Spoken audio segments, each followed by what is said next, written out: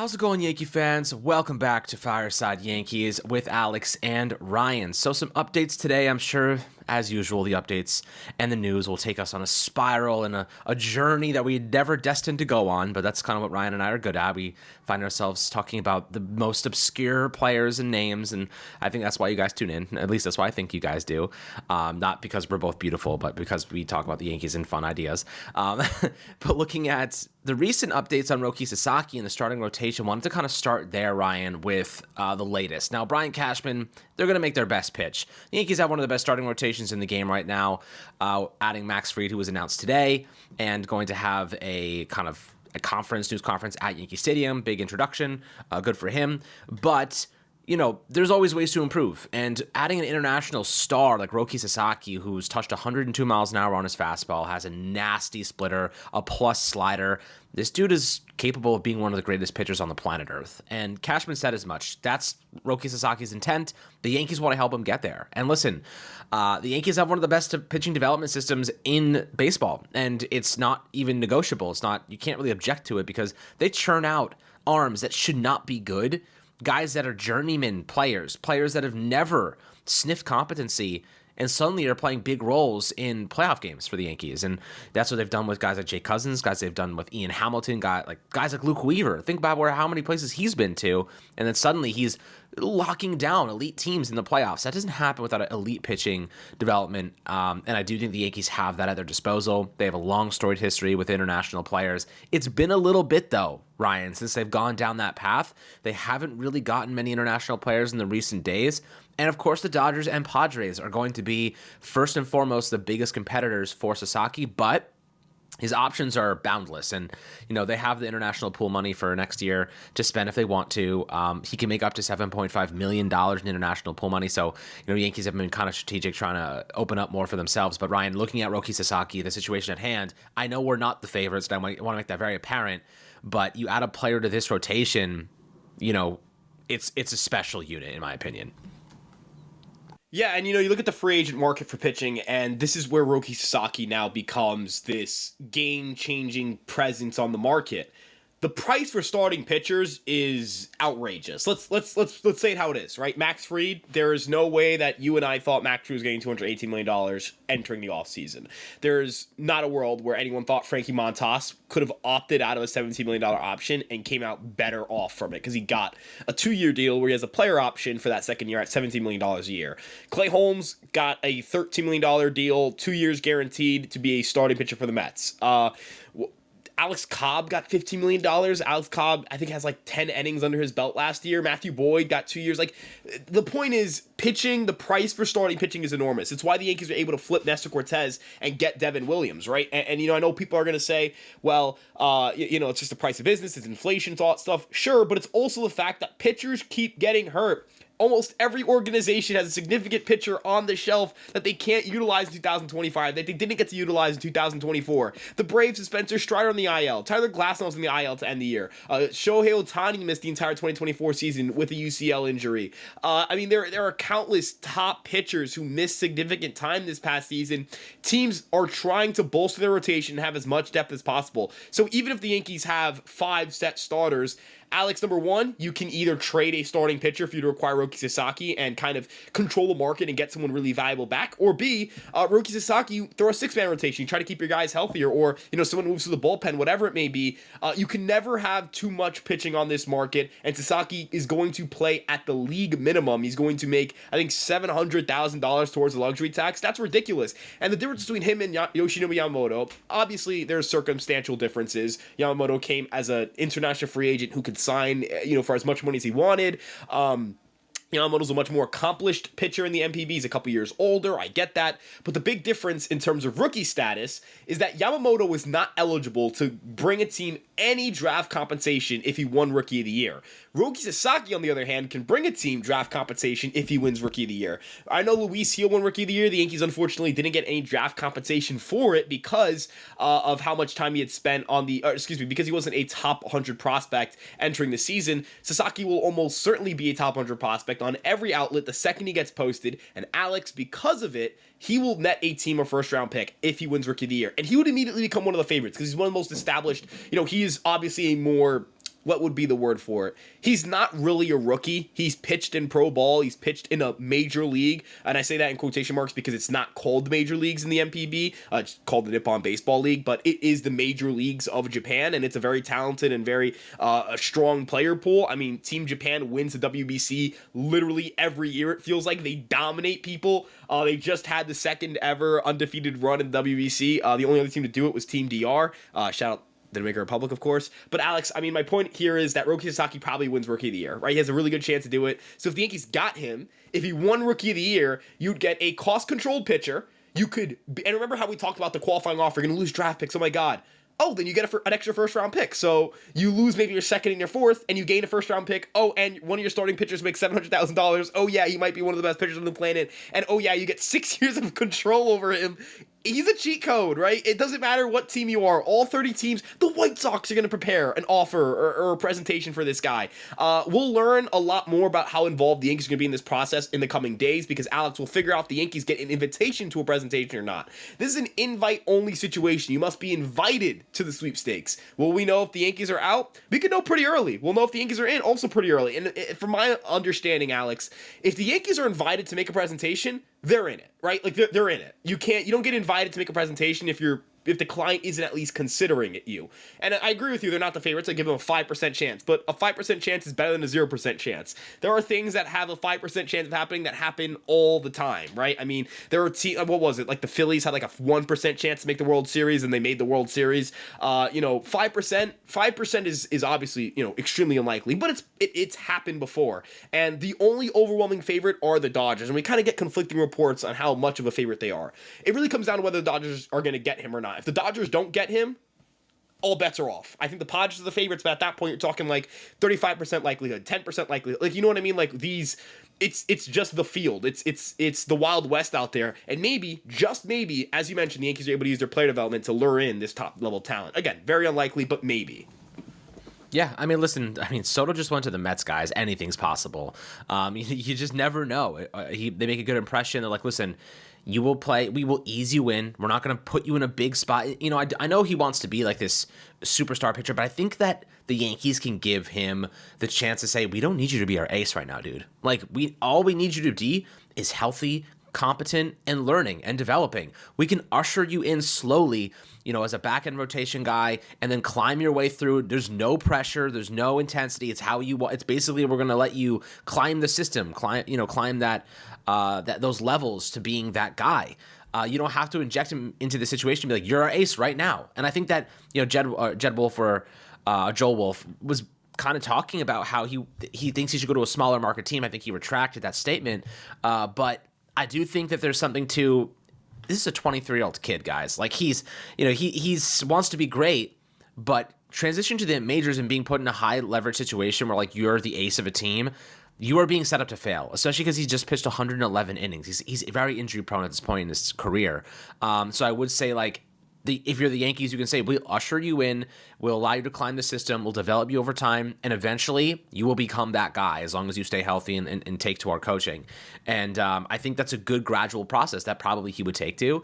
Now, if you're going to a team like the Padres, obviously they have a lot of really good pitching too, and he would have that ability. Obviously, they have Yu Darvish, who he's good friends with, and the Dodgers have Yamamoto and Ohtani and a lot of people he could connect with, being the same nationality. So I do believe there's a lot of competitors, as you mentioned. The Mets, again, they're building a winning team. Does he want to go to a team where he can step in and literally be the guy immediately for them alongside Kodai Senga? Like, there's a lot of attractiveness other places. But the Yankees, I mean, listen, they're committed to getting back to a World Series. We're going to see what they do to the offense here. But if he wants to become the best pitcher possible, I think the Yankees have one of the best pitching development programs. So we'll see how those things kind of materialize. But Ryan, if they were to add him, who's the odd man out there? I mean, Stroman obviously is the odd man out, but like, he's you already probably the odd man out. Yeah. trade him. You trade him, or you just let him be that like supplement op. Maybe use him out of the bullpen. I don't know. Yeah, this is weird. So a couple of things that you mentioned that I found really important to note. Yeah, there are other teams that have a lot to offer too. Like the same way we're going to talk about Matt Blake and Sam Breen and like, opportunity, blah, blah, blah, all that stuff. That exists in San Diego. That exists in Queens. That exists in Boston. That exists in Toronto. That exists in Los Angeles. That exists in Seattle. There are so many places where you can, point to, hey, plus pitching development, lower pressure in some areas like a Seattle or a San Diego. Roki Sasaki's not going to be under the limelight and under the guise of the national media if he's pitching in Seattle, where he can be, the third best or fourth best pitcher on that team entering the season and kind of work his way through with a pitching development team that has churned out how many quality starting pitchers over the last few years? Bryce Miller, Brian Wu, you have George Kirby, Logan Gilbert. I mean, that's quite an impressive repertoire resume of developing starting pitchers. You have the New York Mets, obviously. There are other. East Coast teams. Are the Phillies in play? Like a team that just has. They're the Phillies, right? They've done a pretty good job pitching development. They brought in Zach Wheeler, turned him into one of the best pitchers, if not the best pitcher in Major League Baseball. Maybe the Pirates are in this, right? Look at the Pirates, what they've done. Paul Skeens, Jared Jones, Mitch Keller. I know I'm forgetting someone off the top of my head, but same situation there. So, or Cleveland, right? Like look at Cleveland. Detroit. There are so many teams, low pressure environments, good ballparks for his arsenal. But what he does for this Yankee team, good God, right? I think I don't know who you'd slot out of the rotation. You got Schmidt, Heel. Those are the two guys who are, candidates to be slotted out. You're not slotting out Rodon. You're not slotting out Fried. You're not slotting out Cole. All of them have guaranteed money. In the case of Fried and Cole, they're clearly some of the best pitchers in the game. I'd say you'd consider shopping Schmidt for a bat, right? Like you would consider just kind of like maybe you keep Stroman, as you mentioned, as that sixth starter. He's not as movable, whatever. But if you had Sasaki, you pitch him as the fifth starter, and you got him and Heel as your young guns. Oh my God, that's disgusting. 26-year-old Luis Heel, 23-year-old Roki Sasaki. That's gross, and that's pure heat. That's pure fuego. Oh. Like at the top of the zone. Oh, Beautiful. It's gonna be gross. It's gonna be a little unfair almost, and both of them have disgusting off-speed pitches. Obviously Luis Heel changeup, tons of arm side fade. Roki Sasaki, tons of drop on his split. Nasty. Yeah, and again, the track record with Matt Blake and Sam Breen, they'll point to guys like Luis Heel and Clark Schmidt and say, look what we've done with these guys. Look at Jordan Montgomery's career. He had a strong career at the New York Yankees and went on to be a key part of a World Series winning Rangers team. They look at the bullpen. Every single guy the Yankees bring into their bullpen seems to turn into gold. Luke Weaver, a Crazy. $2 million closer, right? A Clay Holmes. I know Clay Holmes is no longer here and people have an unfavorable view of Clay Holmes because of last season, but that is one of the best trades honestly, it's one of the best trades that any team could possibly make. They traded nothing for a pretty high-level reliever. And Alex, the thing I wanted to spin back to you is also, when you talk about trying to bring that level of dominance, right? That hey, there's no dominant team in the American League, and the Yankees aren't a dominant team either. They're maybe the best team in the American League, but it's kind of by default, not because the Dodgers are the best team in the NL because they're really freaking good. The Yankees are the best team in the AL by default, right? It's the rest of the AL kind of sucks. Bringing in Roki Sasaki, it stops feeling like, oh yeah, they're just the best team because the Rays are rebuilding, the Jays fell off a cliff, the Astros traded Tucker, stuff like that. You'd be like, no, they're the best team because they have maybe 3 of the 10 best pitchers in the world, because their 4 and 5 starters are Carlos Rodon and Luis Heel, because they can punch out everyone they want, because they have a lineup that, whatever bat you can get for Clark Schmidt is probably a pretty good one. That situation, or maybe you run a 6-man rotation, you say, hey, we have 6 starters and we can shut down anybody. We can legitimately go to toe-to-toe with pitching staff.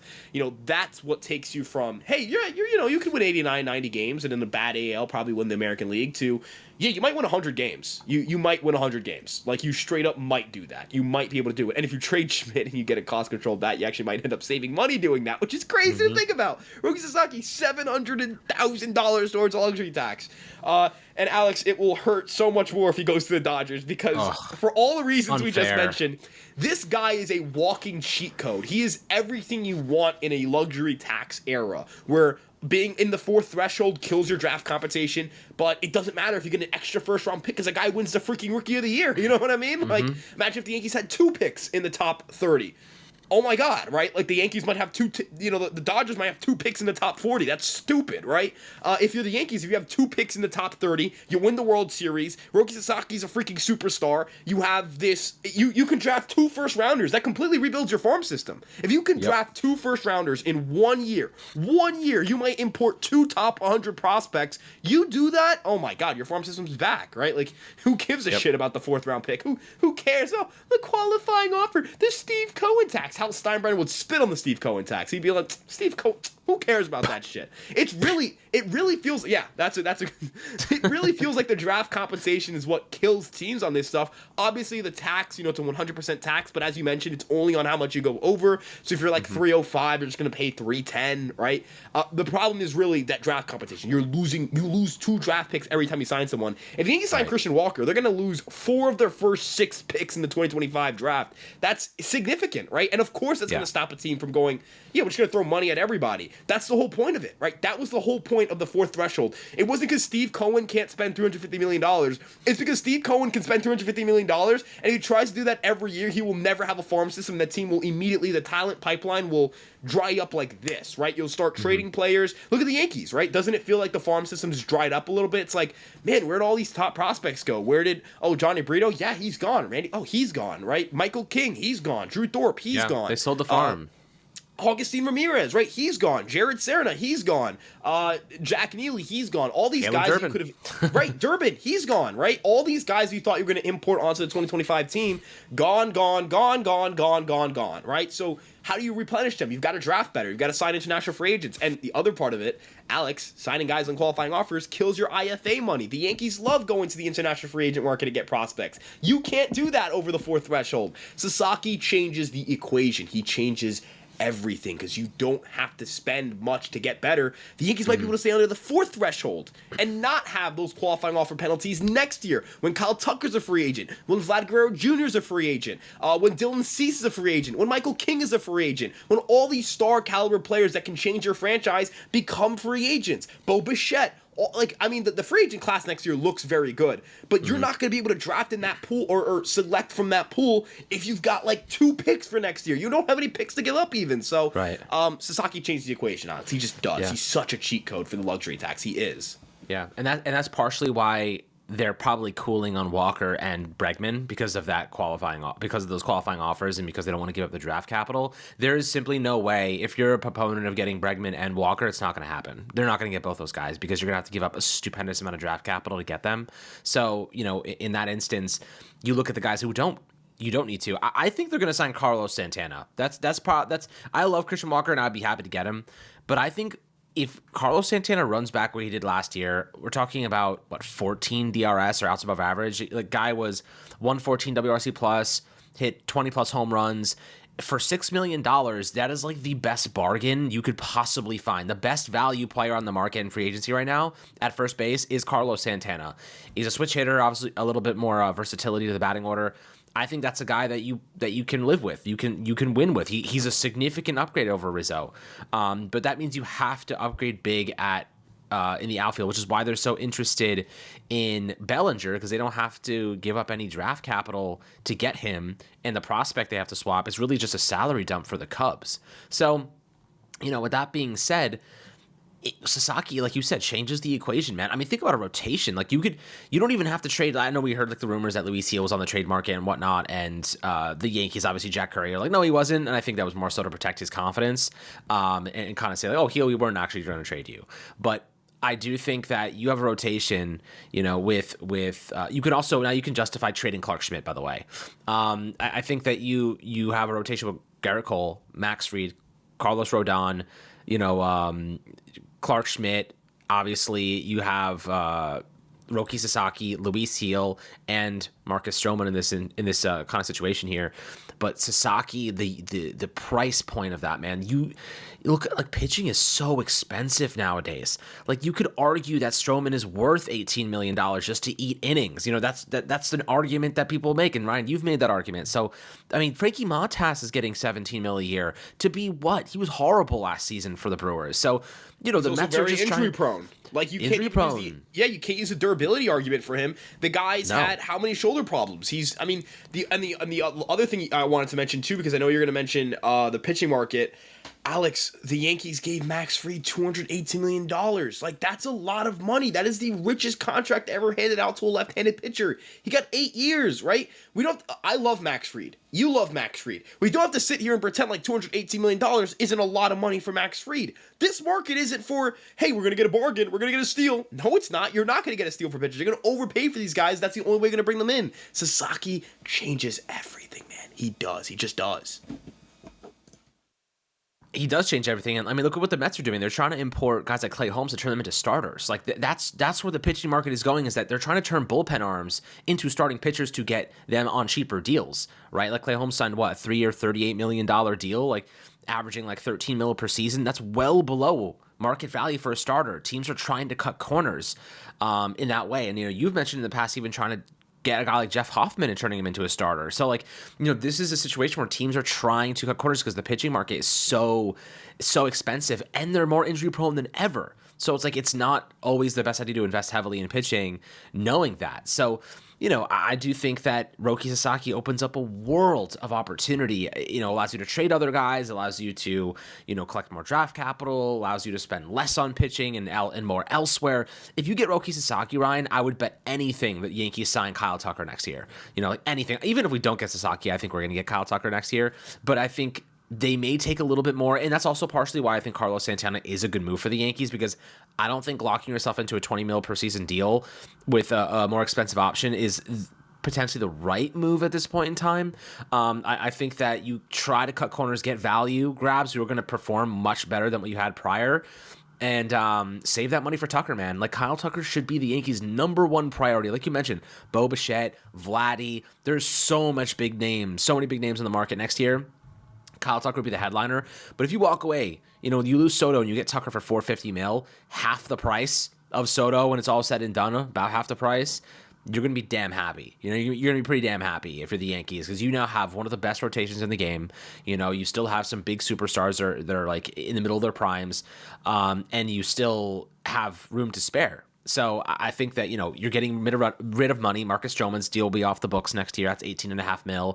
DJ LeMahieu's deal will be off the books a year after that. That's another $15 million. By 2028, Stanton's deal will be off the books. That's another $22 million off the books. So, like, you're looking at, like, these aging bad contracts. Also, not to mention, we're still paying Aaron Hicks and Rizzo's vesting option at $6 million. So, like,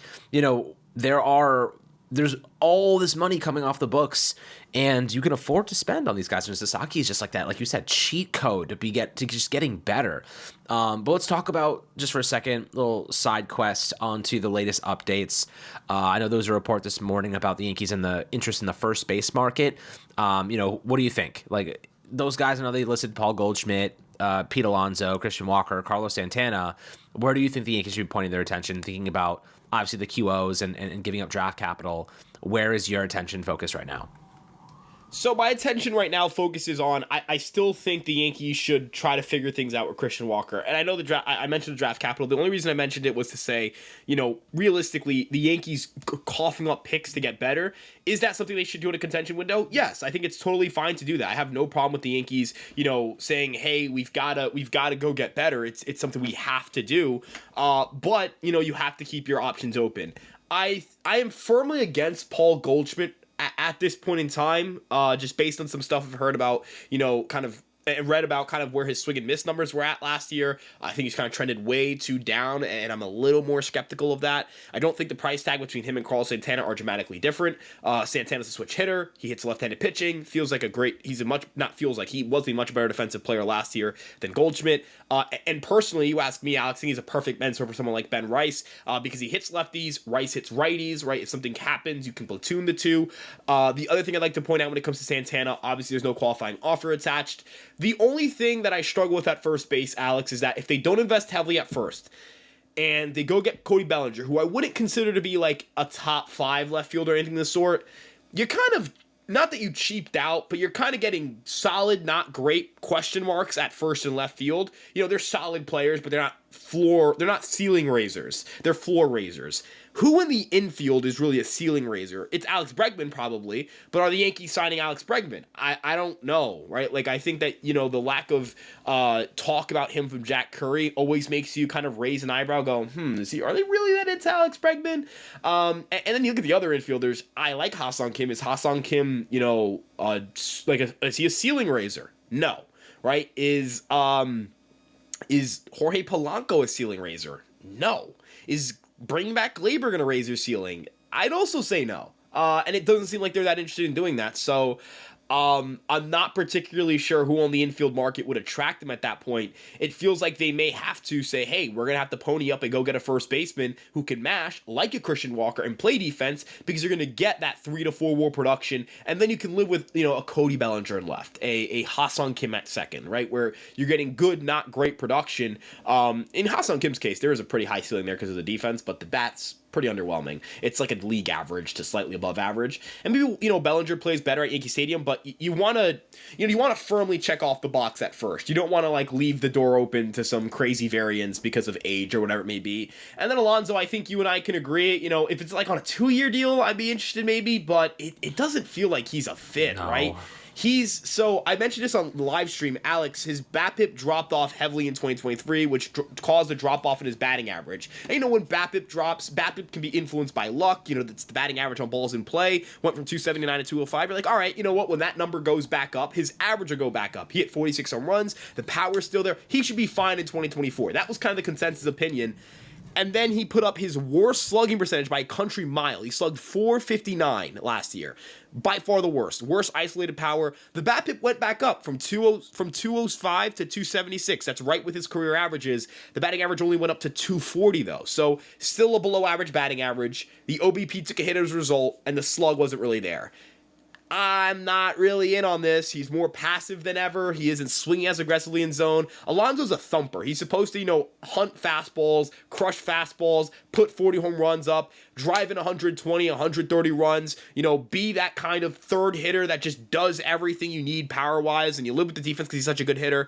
He's not a good enough hitter to live with the defense anymore. He's kind of as good as Christian Walker is offensively, and Christian Walker is a much better defensive player. So I think, and you also have to give up a qualifying offer for Alonso. So, right, would you rather just go at Bregman at that point? If you're going to give up the QO and you're not going to get Walker, go get Bregman, right? Because Bregman's a good defensive player, good athlete, I'm all not that spending stuff. More for the, you're on Alonso, you're buying the power, right? You're buying the power, but it's degrading.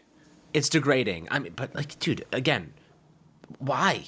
Just go get Carlos Santana. You're going to get similar, you're going to get way better defense. I know he's not going to hit as many home runs as Alonso, obviously, but you're going to get 20 plus home runs from Carlos Santana. You can allocate I mean, dude, we're talking about Pete Alonso's going to get $28 million per season on a short-term deal, and maybe more than that on a short-term deal, where Carlos Santana's $6 million. You can afford to pay, Ryan, you can afford to pay Anthony Santander and get Carlos Santana for the same price that Pete Alonso is going to cost you. The Pete Alonso argument is obsolete. It's dumb. It's ridiculous, because you can get a guy who just hit 44 home runs per season in Santander for $20 million a year, and then Santana at $6 million a year for $26 million. Why? And Santana's going to be on a 1-year contract most likely. Why would you go get Pete Alonso when you can easily make up the home runs and the slugging and get exponentially better defense at first base with Santana and Santana? If you want a bad defender, get Santana, stick him in right field. Or rather, Santander, stick him in right field. If you want a bad defensive player, go do that. You know what I mean? That's the easy way. Or if you really want if you really want a thumper, a serious thumper, and Santander is obviously one of those options. Teoscar Hernandez as well. He's looking for a 3-year deal, right? There are better ways. There are better ways to say, all right, we're sacrificing defense for offense than Pete Alonso. And the other thing too is that at least with Santander and Hernandez, right? Those are fly balls you're losing out on. Max Fried's a ground ball pitcher. You can't have a bad defense. You cannot have a guy who's going to, F up scoops, gonna F up throws to first, gonna, not get off the bag well, not gonna move to his left side or his right side well. First base defense is really important for this infield, because I think throwing the ball is kind of a problem for a lot of guys. Volpe doesn't have the strongest arm in the world. He generates a lot of his value off of what is, truly elite range. I'd also say that Jazz Chisholm's arm isn't the most accurate. He's got a strong arm. He's got excellent range, but he's a very talented defender, he doesn't have the fine skills of an infielder or of a third baseman just yet. He's still developing that, and that's fine because he's so freaking talented that if you throw first baseman can scoop at first, they can pick it.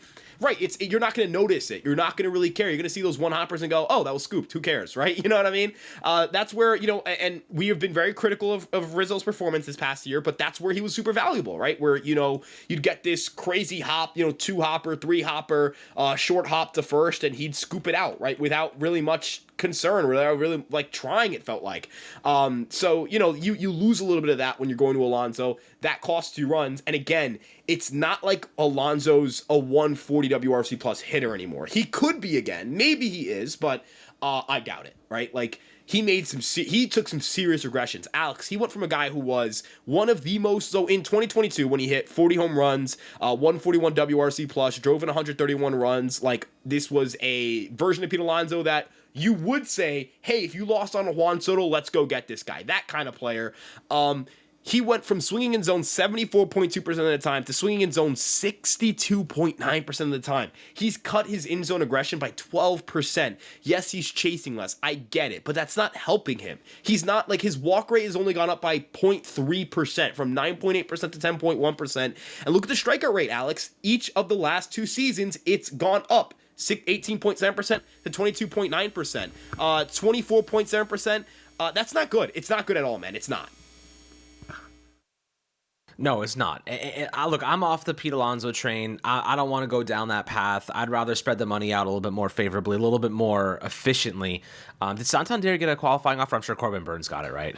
I believe Santander got one as well. But again, if you're going to lose a QO, I'd rather go with Santander or Teoscar Hernandez, who have better track records of kind of a bat that plays at Yankee Stadium, and they're probably not going to cost as much as Alonso. They're probably not. And again, fly ball defense. The Yankees had a really rough outfield defense last year. They really did. They genuinely did not have a very good defensive outfield last year.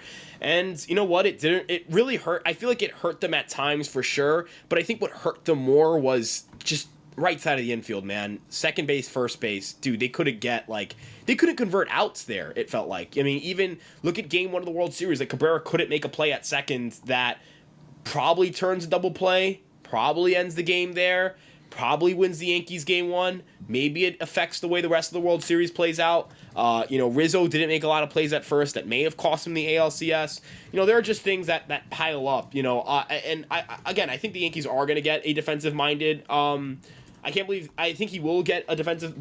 Will get a guy who can play defense in left field, but I firmly don't think they're going to get Pete Alonso. I don't think it makes much sense for them. And again, if you're going to pay someone at first base, Christian Walker's probably going to get a similar amount of years and similar amount of AAV or maybe even less money. Yeah, and he is a better defender by country mile and provides you the power you're looking for. Right. I mean, look, I think the Pete Alonso to the Yankees rumors is just fun. I think it's just fun.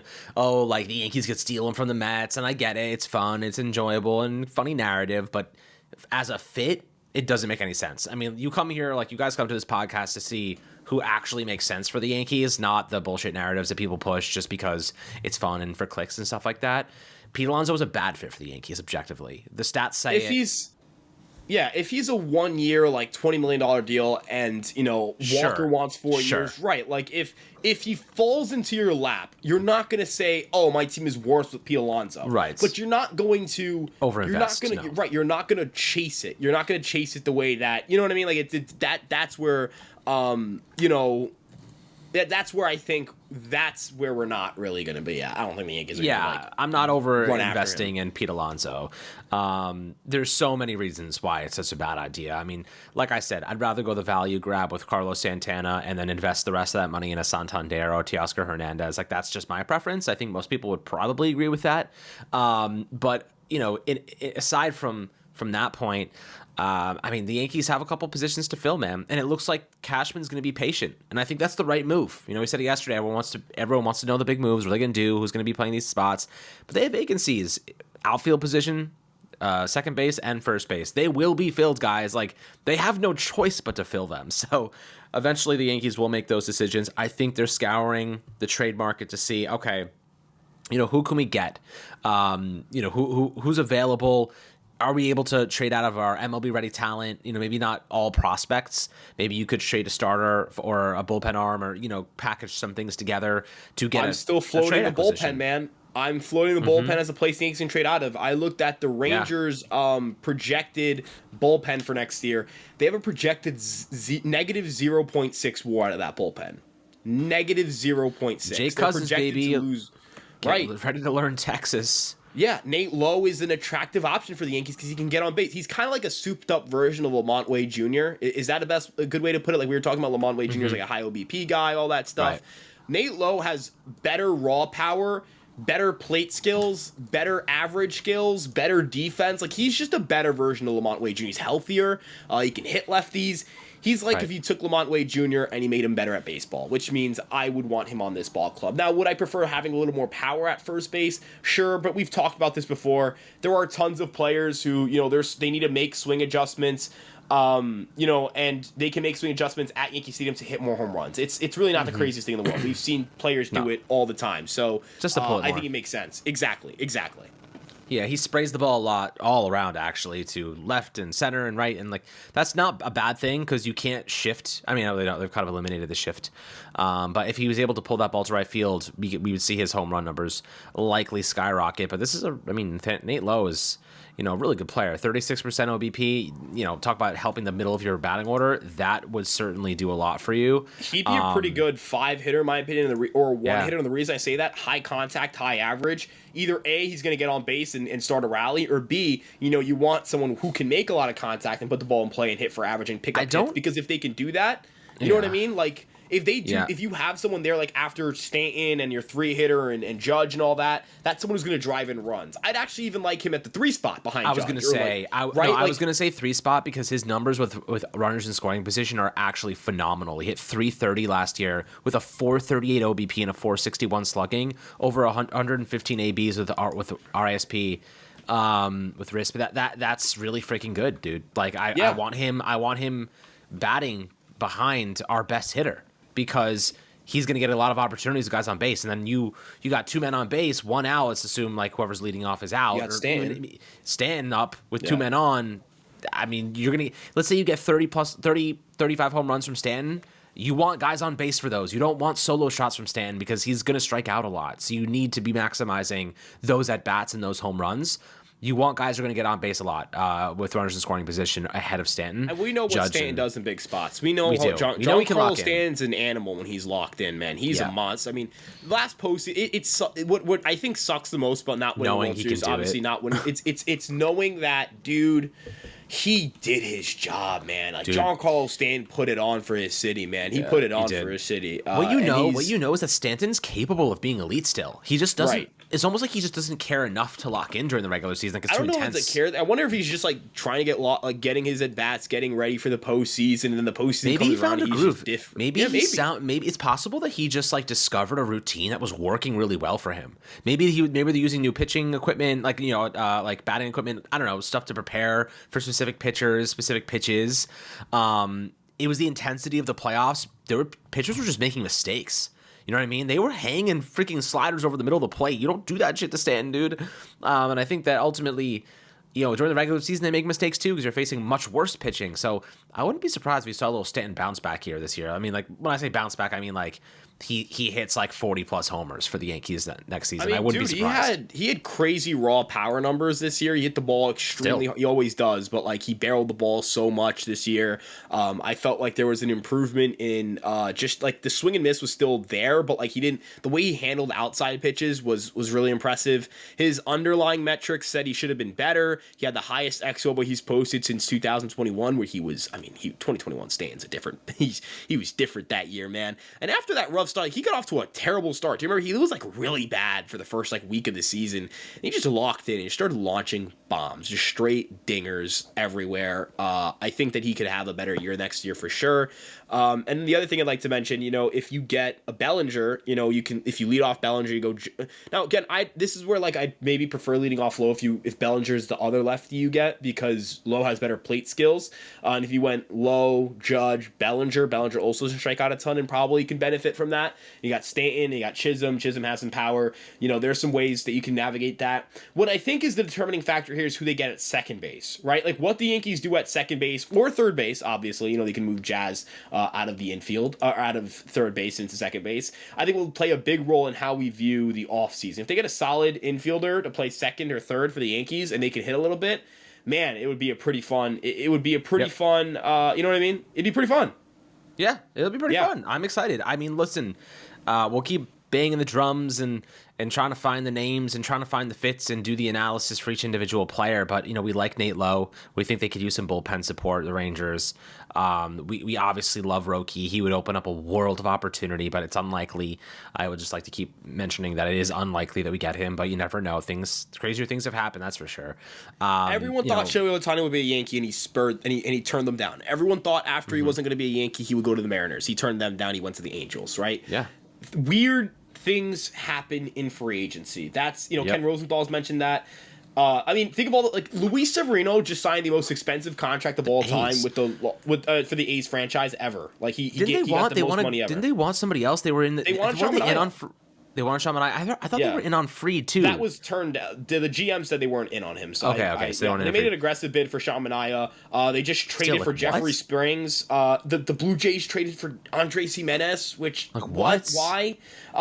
Stupid shit happens in free agent. Aroldis Chapman went to the Red Sox. The Red Sox signed Aroldis Chapman. Yeah.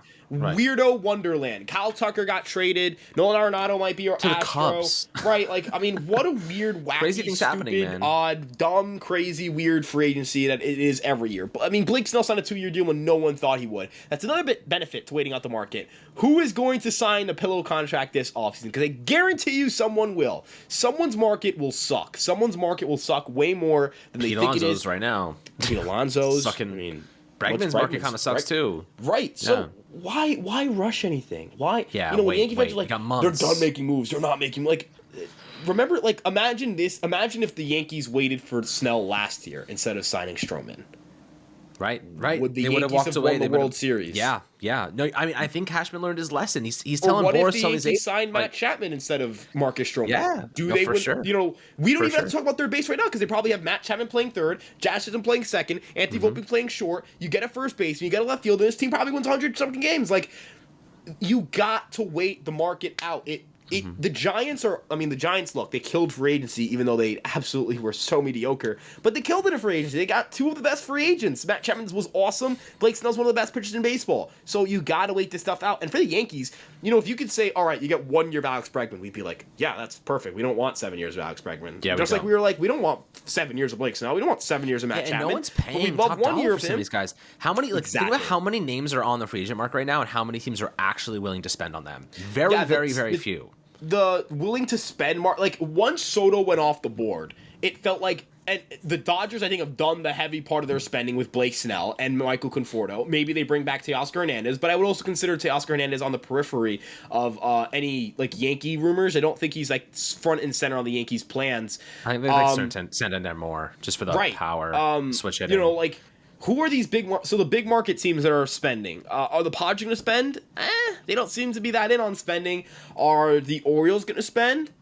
Not really. The Red Sox might spend. They might throw a little bit of cash around. The Orioles just spent $13 million on another Japanese player, right? Yeah, Tomoyuki Sagano. He's a contact managing. He's 36, isn't he, or something? Yeah, 35? he's. I'm not saying he's bad. I'm just saying I don't think he's dominant. He has a clear ceiling. I don't know, and you'll take that however you will. No one in the AL Central is going to spend. The Astros aren't really going to spend. The Rangers don't have a lot to spend. The Angels and Athletics, I don't think they can outbid the Yankees. The Mariners aren't really interested in spending. The Mets are one of the only teams left I can think of that are going to be aggressive on the free agent market. Right. So, once you start filing down these teams, dude, who the hell is signing Pete Alonso? The Nationals? Who the hell is signing Christian Walker? Who the hell is signing Alex Bregman? Who the hell is signing any of these starters, the mid-level starters? Now, I think those guys will fly off the board, but how many teams will be willing to pay that price point? Guys are going to be on the market that shouldn't be on the market in January. And they're going to be there, and they're going to be pressing to go to a team, and the Yankees are going to be right there waiting to see who they can get. And teams are going to be desperate to trade. Opportunities are going to come about. Did anyone think Kyle Tucker was going to get traded on November 1st? No. He only became an option for the Yankees like last week, and then he got traded like 3 days after. So, yeah, I think that's important to note. I think it's just important to, like, you can wait out this market. You really can. You really, really can. You can, and that's why we'll be patient, and we have no problem, Ryan and I, being patient, monitoring things, breaking down each individual player, seeing the fits, the don't fits, and I think that maybe, Ryan, what we should do is create some sort of big board of all the available free agents, and then like cross them off the list of guys that, like, almost like a process of elimination, and see, like, okay, like, these guys fit, these guys don't fit, and then we'll kind of dwindle it down to saying, all right, these crop of players is where the Yankees should be looking. These crop of players are not where the Yankees should be looking. Like, right now, we think that Teoscar Hernandez, Anthony Santander, like, those guys are in the kind of direction of, like, okay, this could fit, this could work, but in specific situations, like, Pete Alonso does not work for the Yankees. Obviously, they've already got freed, so you can eliminate any of the big expenditures on the pitching side of things, and of course, they get a closer in Devin Williams, so you don't really have to go out and get a Tanner Scott or Jeff Hoffman. Like, I mean, look, Ryan, like, who's to say that, like, their markets don't dry up and the Yankees can't grab another high leverage relief pitcher, and then, like you said, trade out of your bullpen to acquire a first baseman. What if the Yankees trade Jake Cousins for Nate Lowe and sign Jeff Hoffman? That team is freaking like $10 million a year. That team is freaking stacked, and you save money because you wouldn't have had to spend the money on Walker. You wouldn't have spent picks on Walker. You import a guy like Bellinger. Let's say you sign a guy like Ha-Seong Kim. Dude, you've got a decent lineup, and your bullpen. Oh my god! And if you have any injuries in the rotation, Hoffman could always give you some spot starts if you need. Dude, Lowe, could you imagine, like, you bring in Hill? Let's say you got. Oh, your bullpen's insane. Your pitching's insane. You get 6 innings, let's say, out of Garrett. You don't even need to get 7. You get 6 innings out of Garrett Cole. You've got Hoffman, Weaver, Williams waiting in the wings to just carve these dudes up. What? You know what I mean? I mean, that's how you win championships, though, because, like, at the end of the day, you got to go up against the Dodgers or the Mets or the Padres, like one of those teams, and a lot of lefty batters. And, if you can't score 6, 7, 8 runs a game, you have to limit them to 3 or 4 runs a game. And doing that with elite pitching is the way to go. The Yankees add some bats, and look, if you have that many strengths going into the deadline, you can reinforce like a position and like go all out for a position. The Yankees just had a couple of needs last year that they couldn't address all of them. Like, they wanted first baseman, they needed an infielder, they needed an outfielder, they needed some bullpen support. Like, they needed guys. But like, you roll into the trade deadline with a lot of solutions and strengths. You're able to really like upgrade a spot. Like, you don't have 4 or 5 big needs. Yeah, what I want to emphasize is just that the Yankees have so many lanes and routes to go. The market hasn't materialized enough for us to be like, okay, there's one specific path to getting. It's not like last winter where it felt like if they didn't get Soto, they weren't going to be very good. Like, this year, and to an extent, yes, not getting Soto caps the ceiling of this team. That's just a fact, right? Like, you cannot. This team with Juan Soto would have been better than this team without Juan Soto. I will never back off of that take just because the Yankees didn't get him. That's cope, right? That's just coping at that point. That's copium. That's not logic. That's not, yeah, you get my point. But for the free agents that are still available, the Yankees can make meaningful upgrades. There are meaningful upgrades to be had at first base. There are meaningful upgrades to be had, in left field. There's a meaningful upgrade to be had, 2 meaningful upgrades, I think, to be had on the free agent market in the infield, or 3 if the Yankees are really open to bringing back Glaber, in Ha-Seong Kim or Alex Bregman at 2 pretty dramatically different price points. There are a good amount of outfielders available that the Yankees can tap into, whether it's, a Teoscar Hernandez, a Anthony Santander, a Jurickson Profar, those players are still available. There are players who can help the Yankees who are still out there. And on the trade market, the opportunities are endless. You don't know who's truly available until they get traded, right? Did anyone think Kyle Tucker was going to get traded? Did anyone think Isak Paredes was going to get traded? No and no. You don't know who's available until they get traded. We are one Jeff Passan tweet away in any second from finding out that a player we didn't know was available was available. Again, Andrés Giménez, Spencer Horwitz, were they on anyone's boards to get moved? No. Because no one thought they would. Because did anyone have Alex Rigo to the Yankees on their board the day that he got traded to the Yankees? No. It was like, oh yeah, the Yankees, the Red Sox tried it, the Yankees said no, that kind of stuff. So, there's still options out there. I still, there are a lot of ways to skin this cat. I fully believe that expression applies to the Yankees right now.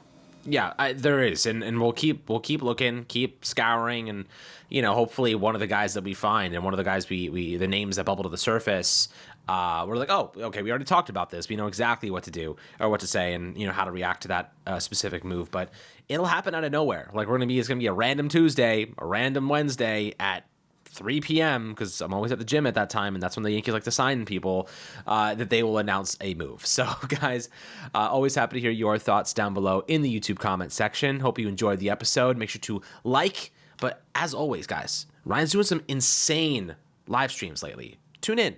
Have some fun. Ask some questions. He loves to answer them. And he brings up all the stats and all the cool player analysis. So it's really, really cool. But I appreciate you guys as always. And we'll catch you guys on the next Fireside Yankees episode.